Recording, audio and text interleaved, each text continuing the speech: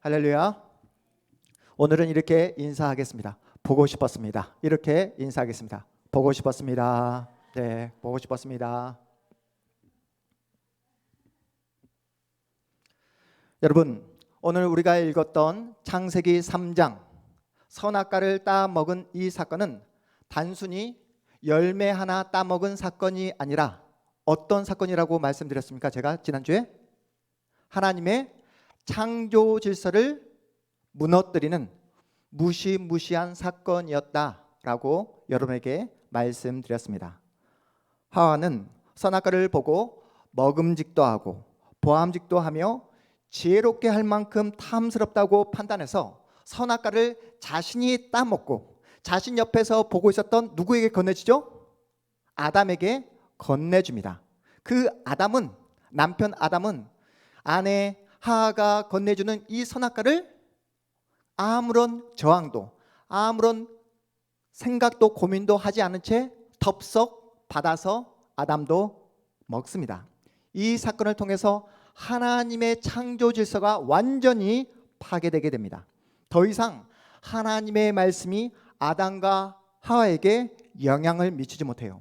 하나님의 창조 질서가 파괴되자 하나님의 말씀을 들어야 될 아담과 하와가 누구의 말을 듣습니까? 하나님의 말씀에 주목해야 될 아담과 하와가 누구의 영향을 받으며 누구의 말을 듣고 있습니까? 뱀의 말을, 사단의 말을 하나님의 말씀처럼 듣고 있어요. 하나님을 사랑해야 될 인간이 사단의 영향력 안에 놓이게 되자 그때부터 인간의 삶은 망가지기 시작합니다. 아담과 하와가 선악과를 따먹는 과정을 보면 한 인간이 어떻게 죄를 범하게 되는지를 우리에게 여실히 보여주는 그 메커니즘을 우리에게 보여주고 있습니다. 아담과 하와는 하나님의 자리에 올라가고 싶었어요. 아담과 하와는 뱀의 꼬임에 넘어가 선악과를 따먹은 것이 아니라 이미 자신의 내면 속에 있는 욕망, 어떤 욕망이었죠? 하나님의 자리까지 올라가고 싶다는 그 욕망을 채우기 위해 뱀의 말을 붙잡았던 것입니다. 자기가 듣고 싶어 했던 그 말을 정확한 타이밍에 아주 적절하게 뱀이 해주었던 거예요. 뱀의 말이 논리적이고 설득력이 있어서가 아니라 이미 자기 내면 속에 깊이 뿌리 박혀 있었던 그 욕망이 죄를 선택하고 만 것입니다. 아담의 후손으로 태어나는 모든 인간은 하나님의 말씀보다 자기 눈에 보암직도 한, 먹음직도 한 그 선악과를 선택하기 시작했습니다. 여러분의 삶을 한번 보세요. 여러분은 눈에 보이지 않는 하나님의 말씀에 순종하며 살아가고 계십니까? 아니면 눈에 보이는 세상을 추구하며 살아가고 계십니까? 여러분은 지금도 여러분에게 역사하시고 일하시는, 하지만 눈에 보이지 않는 하나님의 그 놀라운 역사를 바라보며 순종하며 살아가고 계십니까? 아니면 돈, 아니면 세상이 보여주는 화려함과 세련됨을 추구하며 살아가고 계십니까? 그래서 오늘 이 말씀을 우리에게 너무나 여실히 보여주는 말씀이 있죠. 골로새서 3장 5절 말씀 함께 읽어보겠습니다. 우리 함께 한 목소리로 읽어보겠습니다. 시작. 그러므로 땅에 있는 지체를 죽이라. 곧 음란과 부정과 사욕과 악한 정욕과 탐심이니 탐심은 우상 숭배니라. 성경은 탐심을 가리켜 우상 숭배다라고 우리에게 알려주고 있습니다. 탐심이 우상 숭배인 이유가 무엇인지 제가 여러분에게 양육 시간에 이미 알려드렸어요. 어떤 분들은 탐심은 탐하는 마음, 욕심, 욕망을 탐심이다 이렇게 이해하고 계시는 분이 계시는데, 그런데 성경은 탐심이 일반적인 욕심, 욕망이 아니라 우상 숭배라고 정확하게 우리 인간의 마음을 간파하고 있습니다. 여러분, 우리가 언제 정말로 간절하게 기도를 합니까? 하나님보다 더 좋아 보이는, 내 눈에 더 축복이라 느껴지는 그것이 보일 때 우리는 간절하게 기도하게 됩니다. 하나님께서 우리에게 약속하신 하나님의 나라보다 눈에 보이는 세상이 더 좋아 보일 때 우리는 더욱더 간절하게 기도합니다. 눈에 보이지 않는 하나님보다 눈에 보이는 돈이, 눈에 보이는 아파트가, 눈에 보이는 대학교가, 눈에 보이는 직장이 더 행복이고 더 축복이라 느껴질 때 우리는 간절하게 기도합니다. 탐심이 자리 잡게 되잖아요. 하나님은 더 이상 우리의 믿음의 대상이 될 수 없습니다. 하나님은 그저 우리의 간절한 욕망을 채워주는 들러리, 그리고 여러분이 잘 알고 있는 알라딘 램프의 지니 정도로 떨어질 수밖에 없습니다. 탐심이 여러분의 내면에 자리 잡게 되잖아요. 선악과를 따먹을 수밖에 없다는 거예요. 내 인생의 주인이 더 이상 하나님이 아니라 내 인생의 주인이 내가 되어서 내가 생각하기에 이것만 있으면 축복이고 이것만 주어지면 행복이다 라고 느낄 수 있는 것들을 추구하며 하나님 앞에 간절히 기도할 수밖에 없습니다. 한 목사님이 계셨어요. 이 한 목사님은 제 이야기를 하는 것이 아닙니다. 이 목사님도 개척을 하셨어요. 개척을 하신 다음에 너무나 경제적으로 궁핍하고 가난하게 사셨다고 합니다. 자녀들에게 짜장면 하나도 마음껏 사줄 수 없는 그렇게 힘든 생활을 하셨다고 해요. 교회 월세도 밀리고 쌀통에 쌀이 떨어져서 그저 하나님 앞에 나와서 하염없이 눈물을 흘리며 기도를 하셨다고 합니다. 기도, 그냥 말이 기도이지 하나님 앞에 나와서 하소연하고 하나님 앞에 불평을 했다고 합니다. 하나님이 하라고 해서 목사가 되었고 하나님께서 세우라고 해서 교회를 세웠는데 이게 뭡니까? 사역이 전혀 기쁘지가 않습니다. 행복하지가 않습니다. 가장으로서 자녀를 볼 면목이 없습니다. 입에 풀칠하기도 힘든 현실인데 이렇게까지 사역을 감당해야 되겠습니까? 이렇게 하소연하고 불평을 하자 하나님께서 갑자기 그 목사님 앞에 나타나셨다고 해요. 그리고 하나님께서 이렇게 말씀하셨다고 합니다. 그래 목사, 네, 김 목사라고 할게요. 그래 김 목사 좋다. 네가 원하는 것 다 들어주마. 한번 말해봐라. 네 하나님 너무나 고맙습니다. 저도 다른 친구들과 견주어서 정말로 보란듯이 목회할 수 있도록 큰 예배당 하나 저에게 떡하니 주십시오. 하나님께서 네 그래 좋다. 또 없느냐? 그 큰 예배당을 차고도 넘치는 많은 성도를 허락해 주십시오. 그러자 하나님께서 그래 좋다. 또 없느냐? 그 큰 예배당에서 정말로 계속해서 목회를 감당할 수 있도록 저에게 건강을 허락해 주십시오 라고 그렇게 요구하자 하나님께서 그래 좋다. 또 없느냐? 지금까지 제 아내가 개척교회 하느라 너무 고생을 많이 했습니다. 제 아내를 축복해 주시고 지금까지 고생한 우리 자녀들에게 하나님의 은총을 허락해 주십시오. 그래 좋다. 내가 다 들어주마. 또 없느냐? 하나님 저도 염치라는 게 있습니다. 이제 마지막입니다. 다른 사람들 앞에서 치사하지 않도록 저에게 물질의 축복 돈 좀 주십시오 라고 그렇게 요구를 했다고 합니다. 그래서 하나님께서 그래 좋다. 네가 나에게 요구한 그 모든 것들을 내가 다 들어주마. 그러나 내가 너의 요구를 들어줄 때는 앞으로 더 이상 너는 나를 보지 못하게 될 것이다. 김 목사, 그러니 너는 네가 원하는 것을 선택하면서 나를 보기를 포기할래? 아니면 나를 끝까지 붙잡고 의지하면서 네가 세상적으로 요구하는 그 모든 것들을 포기할래? 라고 하나님께서 말씀을 하셨다고 해요. 여러분, 이 이야기가 우리에게 던져주는 메시지가 있지 않습니까? 우리가 생각하는 기독교에 대해서 여러분이 어떻게 생각하고 있는지 다시 한번 우리의 영혼을, 우리의 신앙을 점검해 보라는 놀라운 메시지가 담긴 이야기입니다. 선악과를 따먹은 이후 하나님의 창조 질서가 완전히 파괴되었다는 가장 강력한 증거가 무엇인지 아십니까?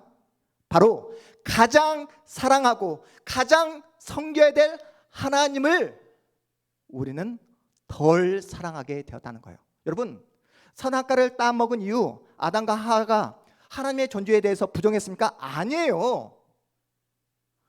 가장 많이 사랑해야 될 하나님을 덜 사랑하게 되었다는 것입니다.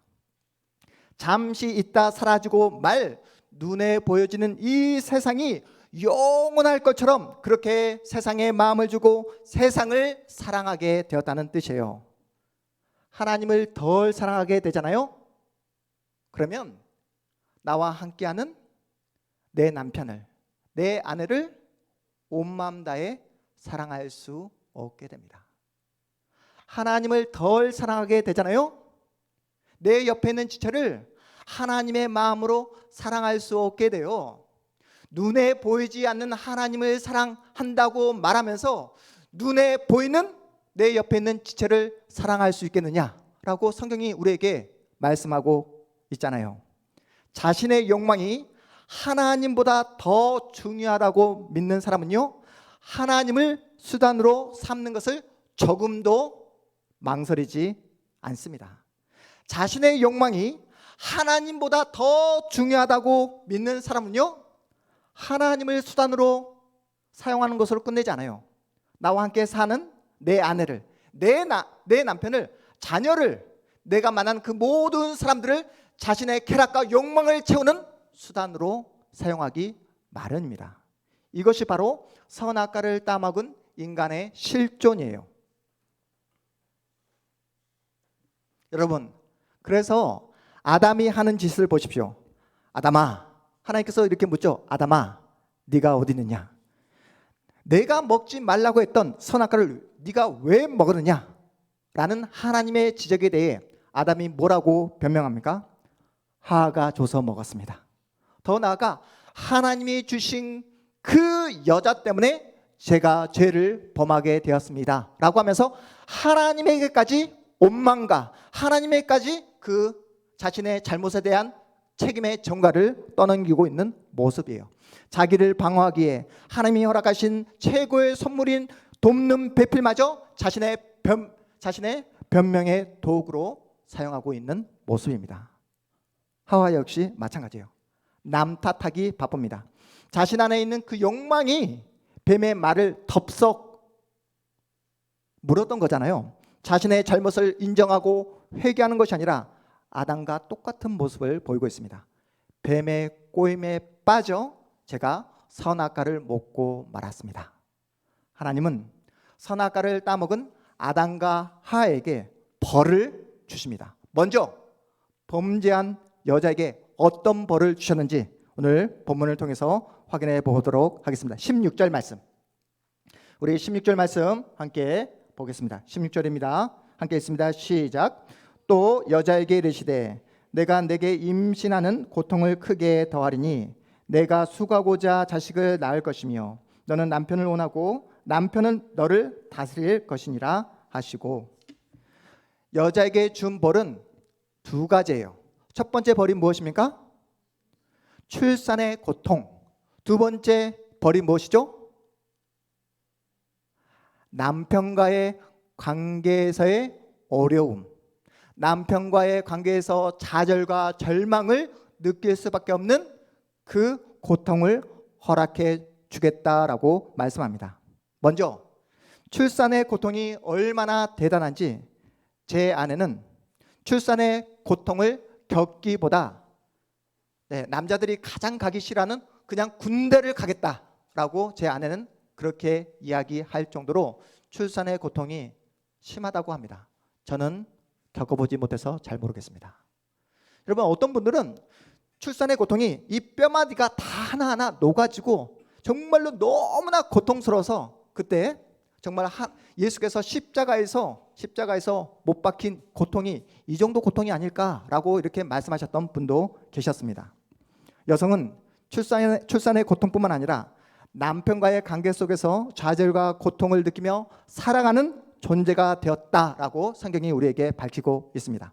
16절 말씀에서 우리가 주목해서 봐야 할 말씀은 너는 남편을 온하고 남편은 너를 다스릴 것이니라 라는 이 말씀이에요. 여기서 사용된 온하다, 온함이라는 이 단어를 우리가 어떻게 이해를 해야 될까요? 너는 남편의 사랑을 더 간절히 갈구하며 살아가는 존재가 될 것이다, 이런 뜻일까요? 여기서 온하다라는 이 말의 이 단어의 뜻은 어떤 뜻일까요? 여러분 잘 보십시오. 후반부에 나오고 있는 남편은 너를 다스릴 것이다, 이 문맥과 이어서 연결해서 이해하는 것이 마땅합니다. 여기서 온하다, 온함이라는 이 단어는 단순히 남편을 사랑하고 의지하고 싶은 그런 사랑의 대상으로 생각하는 것이 아니에요. 여기서 온하다라는 이 단어의 의미는 어떤 의미일까요? 온하다, 남편에 대한 사랑, 남편에 대한 어떤 서로 간의 어떤 신뢰를 통한 어떤 더 끈끈한 관계를 원한다, 이런 의미가 아닙니다. 벌이라고 했죠? 어떤 의미일까요? 네? 그렇습니다. 김중환 집사님 너무나 정확하게 지배를 하고 싶은 그 욕망이에요. 남편을 내 마음대로 쥐락펴락하고 싶은 그 욕망, 남편을 지배하고 조종하고 내가 원하는 방향으로 이끌고 싶어하는 그 욕망을 원한다라는 표현을 쓰고 있습니다. 선악과를 따먹은 그 모든 인류는, 아내는 누구를 조종하고 싶어한다? 아내를 조종하고 싶어한다. 여러분, 우리 주변에, 여러분 가까운 그 가정 가운데 아내의 손에 이끌려서 조종당하는 남편들이 얼마나 많습니까? 참고로 저는 아닙니다. 저는 굉장히 독립적으로 살고 있습니다. 여러분, 선악과를 따먹은 인간이 아내가 쥐락펴락 조종하고 조작하고 자기 마음대로 지배하려고 할 때에 가만히 있을 남편이 어디 있겠습니까? 그렇죠? 자신의 힘, 자신의 물리력을 가지고 또다시 아내를 다스리려고 하는 것이 인간의 제약된 모습이에요. 보십시오. 그래서 아내보다 강한 힘을 가지고 남편들이 아내를 다스린다라고 말씀하고 있습니다. 죄로 인해서 서로 사랑하고 섬기고 서로 도와야 될 이 부부관계가 어떻게 되었다고요? 선악과 사건 이후로 관계가 완전히 파괴되었다. 하나님은 돕는 배필 에제르로 여자를 창조하셨는데 서로에게 책임을 전가시키고 서로를 속이고 조종하고 통제하려는 그러한 전쟁터가 되고 말았다라고 하는 말씀이에요. 우리가 가정을 가리켜 어떻게 영어로 표현합니까? sweet home이라고 합니다. sweet home. 그런데 선악과를 따먹은 인간의 그 실제적인 모습이 뭐라고요? 서로가 서로를 조종하고 통제하고 지배하기 위한 권력 투쟁의 그 전쟁터와 같은 현장이 바로 어디다? 가정이 되었다라고 말씀하고 있습니다. 이러한 현실을 극복하기 위해서 여러분, 요즘 TV에 보면 이혼 숙련 전문가들 나와가지고 상담을 해주고 그러잖아요. 저는 그 상담가들이 살고 있는 그 집에 한번 가보고 싶어요. 정말로 당신들은 그렇게 서로를 신뢰하고 사랑하면서 살고 있는지. 여러분, 우리 아이가 달라졌어요 하면서 나왔던 전문가 있잖아요. 무슨 박사님. 그 어떠한 박사님이 찾아온다 할지라도 인간 안에 있는 죄악된 그 모습을 해결할 수 있다 없다? 없습니다. 또 어떤 분들은 이 땅에 지금 오늘날 우리 한국 사회에 상강오륜, 윤리가 땅에 떨어져서 이렇게 가정이 무너지고 있다라고 이렇게 평가하는 분도 계십니다. 정말 그렇습니까? 과거 사람들이 이혼을 하지 않고 끝까지 살았던 이유가 뭘까요? 서로에 대한 사랑, 신뢰, 충성, 서로에 대한 어떤 끈끈함이 있었기 때문에 이혼을 하지 않고 살았을까요? 무엇 때문에요? 상강오륜, 윤리가 투철해서 그런 것이 아니라 사람들의 시선, 체면 때문에 이혼을 하지 못했던 것입니다. 그런데 요즘은 어떻습니까? 조금이라도 속이 뒤틀리고 조금이라도 마음에 들지 않으면 바로 이혼입니다. 예전에는 부모님이 이렇게 말씀하셨어요. 그래도 참아야지. 네가 참아야지. 자식들 보면서 네가 참아야지. 무슨 이혼이야? 이렇게 딸에게 타이르고 딸을 설득시켰지만 요즘 부모님들은 이렇게 딸에게 설득을 하지 않는다고 합니다. 인생 뭐 있어? 한 번밖에 살지 못하는데 왜 너만 딸이라고 참아야 돼? 바로 이혼해. 이렇게 자녀에게 가르친다고 합니다. 그렇다면 여기서 멈추면 안 되잖아요. 그렇다면 선악과를 따먹은 이후 남편에게 주어진 벌이 무엇인지 함께 확인해 보겠습니다. 본문 17절 말씀 함께 보겠습니다. 17절입니다. 시작. 아담에게 이르시되 내가 내 아내의 말을 듣고 내가 내게 먹지 말라 한 나무의 열매를 먹었은즉 땅은 너로 말미암아 저주를 받고 너는 내 평생에 수고하여야 그 소산을 먹으리라. 하나님께서 이렇게 말씀하십니다. 아담에게 이르시되 네가 네 아내의 말을 듣고 내가 너에게 먹지 말라 한 나무 열매를 먹었은즉. 이 하나님의 말씀을 여러분이 읽는 순간 여러분의 머릿속에 어떤 이미지가 떠오르십니까? 하나님의 말씀보다 사람의 말에 귀를 기울이는 것. 아무리 가까운 아내라 할지라도 하나님의 말씀보다 더 중하게 여기는 것. 이것이 바로 하나님의 창조 질서를 무너뜨리는 행위라는 거예요. 정말 그렇지 않습니까? 저랑 친하게 지내는 목사님이 몇 주 전에 저에게 이렇게 말을 하는 거예요. 장로님들은 우리 장로교회에서 장로님들은 특별히 우리 교단에서는 장로님들은 남성들밖에 없잖아요. 장로님들하고 다 그 당회에서 중요한 결정을 다 했대요. 다 했는데 다 만장일치로 다 은혜 가운데 마쳤는데 집에 돌아갔더니 누가 계시죠? 장로님의 아내 권사님들이 계셨다는 거예요. 다 만장일치로 은혜 가운데 마쳤는데 권사님을 만난 순간 그 당회에서 결정된 그 모든 내용들이 다 파토가 났다는, 그래서 너무나 목회가 힘들다는 목사님의 이야기를 제가 몇 주 전에 듣게 되었습니다. 보십시오. 하나님의 말씀보다 아무리 가까운 아내라 할지라도 그 아내의 말을 더 중히 여기는 것, 이것이 뭐라고요? 하나님의 창조 질서를 깨뜨리는 거예요.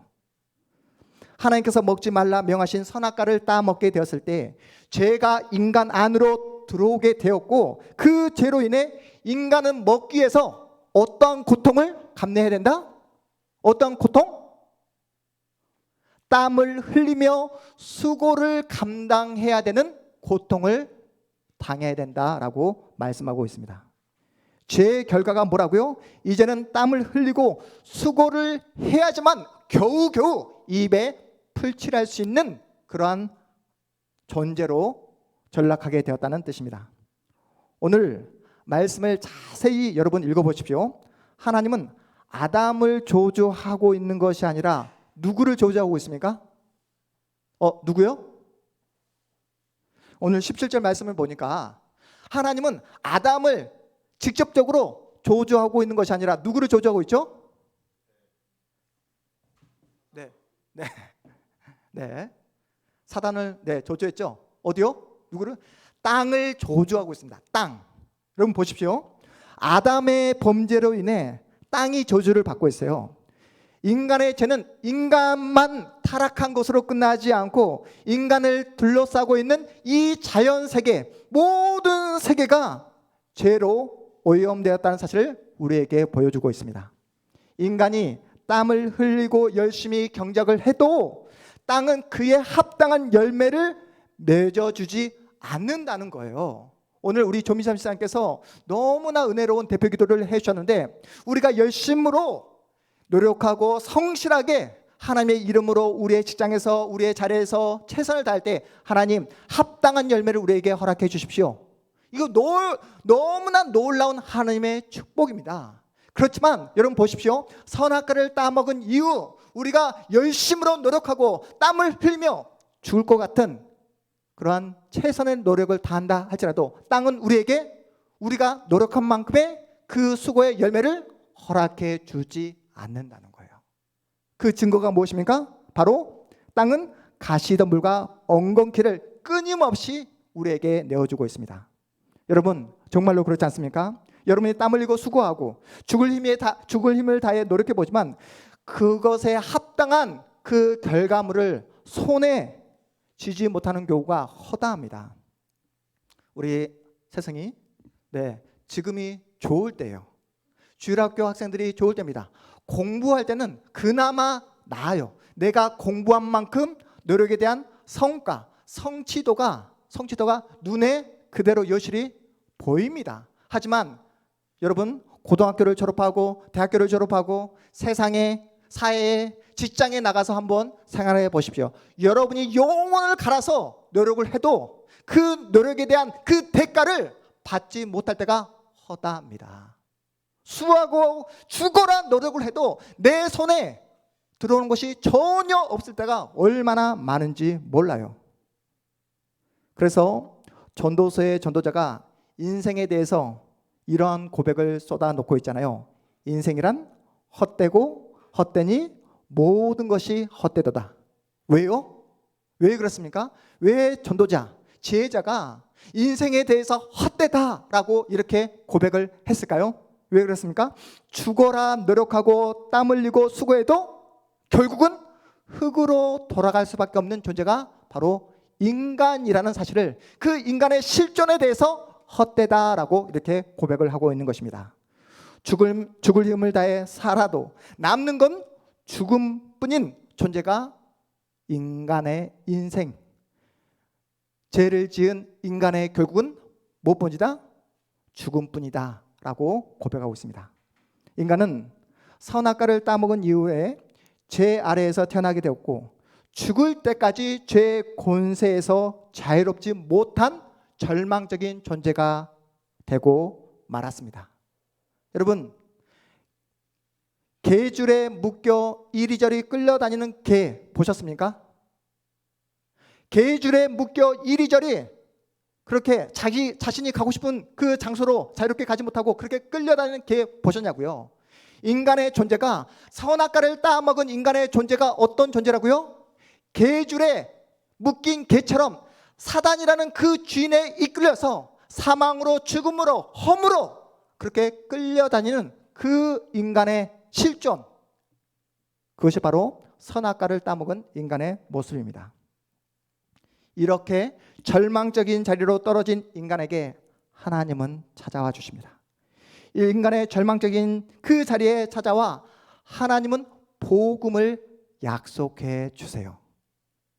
창세기 3장, 오늘 우리가 읽었던 본문 말씀 중에 하나님께서 우리에게 주신 복음, 첫 번째 약속, 첫 번째 온 복음 몇 절이죠? 바로 창세기 3장 15절 우리 함께 읽어보겠습니다. 하나님의 복음, 하나님의 생명의 약속이 약속된 장면입니다. 15절입니다. 시작. 내가 너로 여자와 원수가 되게 하고 내 후손도 여자의 후손과 원수가 되게 하리니 여자의 후손은 내 머리를 상하게 할 것이요 너는 그의 발꿈치를 상하게 할 것이니라 하시고, 여러분, 여자의 후손이 뱀의 머리, 사탄의 머리를 상하게 할 것이다. 뱀을 저주하며 하나님께서 아담과 하에게 약속하신 생명의 약속의 말씀, 첫 번째 복음의 말씀입니다. 여자의 후손이 뱀의 머리, 사단의 머리를 상하게 할 것이다. 누구입니까? 뱀의 머리, 사단의 머리를 완전히 깨부수는 그분이 누구십니까? 그렇습니다. 우리를 위해 이 땅에 오시고 우리를 위해 모든 죄를 담당하시고 우리에게 영원한 생명을 허락해 주신 예수님. 그래서 오늘 말씀의 제목이 무엇입니까? 여자의 후손으로 오신 예수 그리스도. 이 세상에서 어떤 사람도 우리 인간의 죄의 문제를 해결해 줄 수가 없어요. 앞에서 설명해 드린 상담 전문가, 그 어떤 박사님이 오신다 할지라도 우리의 영혼의 문제를 해결해 줄 수 없습니다. 여러분, 우리가 가지고 있는 인간의 그 실존적인 문제, 사망의 문제를 해결해 줄 수 있는 사람이 누가 있습니까? 우리가 자기 개발, 우리가 인문학서 독서를 많이 읽는다 할지라도 여러분 그 어떠한 사람도 우리 안에 있는 인간의 문제, 영혼의 문제를 해결해 줄 수 없습니다. 여러분이 좋아하는 정치인이 여러분의 인생의 문제를 해결해 줄 수 없어요. 여러분이 존경에 맞지 않는, 여러분이 좋아하는 목사님들 계시잖아요. 세승아, 우리 세승이가 가장 사랑하고 존경하는 목사님은 누구? 네. 이렇게 뜸을 들인다는 것은 새빨간 거짓말이라는 것이죠. 네. 여러분, 여러분이 존경하는 그 목사님이 여러분의 인생의 문제, 영혼의 문제, 여러분의 죽음의 문제를 해결해 줄 수 없습니다. 여러분의 인생의 문제, 사망의 문제를 해결해 줄 수 있는 유일한 분은 여자의 후손으로 오심으로 사단의 권세를 완전히 무너뜨린 우리가 믿고 있는 나사렛 예수 그리스도 한 분뿐임을 믿으시기 바랍니다. 여러분, 그래서 우리의 운명을 고쳐놓을 수 있는, 우리의 운명을 바꿔줄 수 있는 사람은, 인간은 인류 역사상 단 한 명도 없었다는 사실을 꼭 기억하시기 바랍니다. 왜 제가 이 이야기를 강조하냐면, 이번 주에 우리 김신옥 집사님으로부터 다급하게 전화가 걸려왔어요. 저는 무슨 일이 있는 줄 알았습니다. 다급하게 전화하면서 이렇게 이야기하는 거예요. 지금 요즘 한국 교회에 평생을 성경적인 설교를 통해서 많은 분들에게 선한 영향력을 끼친 목사님이 계십니다. 그리고 은퇴를 하셨어요. 근데 요즘에 논란이 되는 이유가 뭐냐면, 아들이 하나 있는데 그 아들이 개척을 하려고 하는데 자신이 섬겼던 교회에 엄청난 돈을 요구하는 그 이유로 지금 한국 교회에 논란이 되고 있습니다. 이 문제를 가지고 다급하게 김신옥 집사님이 저에게 연락을 한 거예요. 지금까지 이 목사님의 말씀을 들으면서 얼마나 많은 은혜를 받았는데, 이 목사님을 통해서 내가 얼마나 하나님을 더 사랑하게 되었는데 마지막에 돈 때문에 이게 뭐냐고 분노하며 저에게 연락을 하신 우리 김신옥 집사님. 네, 저는 그분을 그렇게 사랑하고 계시는 줄 몰랐습니다. 네, 여러분, 우리 양옆에 앉아 계신 우리 사랑하는 가족들에게 축복하며 이렇게 인사하겠습니다. 이렇게 인사할게요. 너나 잘하세요. 네, 너나 잘하세요. 여러분, 우리 인간은요, 잠시 이 땅에 살다가 사라질 존재예요. 여러분 꼭 기억하십시오. 우리는 영원히 사는 존재가 아닙니다. 잠시 이 땅에 살다가 사라질 존재예요. 어떤 한 사람에게 여러분의 신앙을 맡겨서는 안 됩니다. 여러분의 신앙을 여러분 스스로 지키셔야 돼요. 한국교회 그만 좀 걱정하시고 우리 동탄 한마음교회나 걱정해 주시기 바랍니다. 여러분, 유튜브에 나오고 기독교 방송에 나오는 그 유명한 목사 걱정하지 마시고 여러분의 신앙이나 잘 챙기시기 바랍니다. 여러분의 신앙, 믿음을 어떤 한 개인에게 맡기지 마시고, 이 목사님 때문에 내가 은혜를 받았는데 이 목사님이 마지막에 이렇게 가시면 저의 영혼은 어떻게 됩니까? 이렇게 걱정하지 마시고 날마다 주의 말씀을 붙잡고 하나님 앞에서 거룩하고 흠이 없는 하나님의 참된 신자가 되게 해달라고 여러분의 영혼을 날마다 점검하시기 바랍니다. 여러분, 오늘 우리에게 말씀하고 계시잖아요. 우리의 영혼, 우리의 죽음의 문제, 어떤 사람도 해결해 줄 수 없습니다. 오직 여자의 후손으로 오신 나사렛 예수 그리스도만이 우리의 운명, 우리의 생명, 우리의 영혼의 문제를 해결해 주는 줄 믿으시기 바랍니다. 아담의 후손으로 태어나는 모든 인간은 누구로 태어난다? 죄인으로 태어나게 됩니다. 태어나는 순간 죽음을 향해 달려가는 허무한 존재가 되고 말았어요. 죽음을 선고받는 그 자리에서 더 이상 소망이 보이지 않는 그 자리에서 아담은 아내의 이름을 어떻게 부르고 있습니까? 우리 마지막으로 본문 20절 말씀 함께 읽어보겠습니다. 20절 함께 읽습니다. 시작.